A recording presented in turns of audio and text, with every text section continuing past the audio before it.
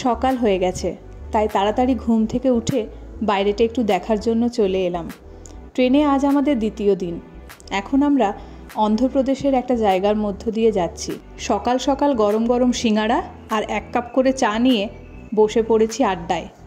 আর তার সাথে চলছে আমাদের লুডো খেলা। টানা 2 দিনের এই জার্নিতে সময় বের করা ভীষণ মুশকিল, কিন্তু যদি সাথে থাকে বন্ধুরা তাহলে আর কথা নেই। আড্ডা হুল্লোড় এই করতে করতে দুপুরের খাবার চলে এসেছে। আমরা সবাই নিরামিষ থালি অর্ডার করেছিলাম। তাতে দিয়েছে ভাত, ডাল, একটা সবজি, পাঁপড় ভাজা, স্যালাড, আচার আর একটা টক দই। এই দিয়ে দুপুরের খাবারটা সেরে নিয়ে দাঁড়াও তোমাদেরকে একবার বাইরেটা দেখায়। গোদাবরী নদীর ওপর দিয়ে আমাদের ট্রেনটা এখন যাচ্ছে।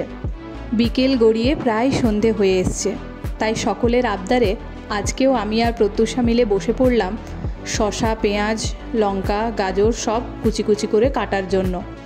মুড়ি আমাদের সকলেরই ভীষণ পছন্দের, তাই কেউই আর না বলে না, এক কথায় সবাই রাজি।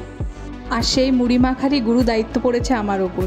চলো জেনে নিই সবার কেমন লাগলো মুড়ি মাখাটা আমার। কেমন খেলি? দারুণ, ঝাল একটু বেশি। তুই কি খেলি? এতটাও ঝাল লাগেনি।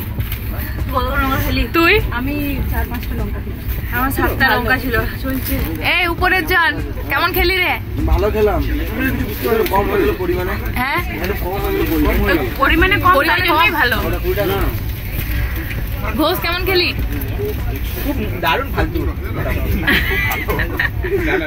লঙ্কার পরিমাণটা একটু বেশিই হয়ে গেছিল। যাই হোক, আমি আমার ভিডিওটা এখানেই শেষ করছি আজকে। দেখা হবে পরের ভিডিওতে। ভালো থেকো, সুস্থ থেকো। টাটা সকলকে।